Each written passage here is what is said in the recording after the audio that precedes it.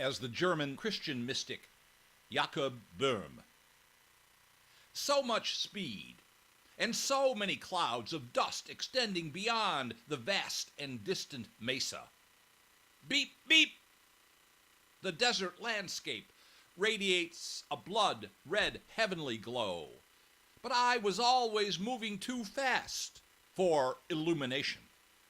Once I stopped running from death in a cloud, but couldn't hold vision or pray the word into light until I first encountered God's presence.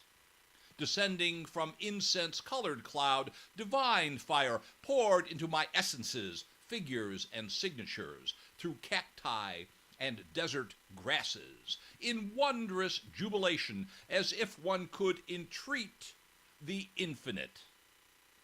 Does God run so fast that is why he is invisible? Beep, beep!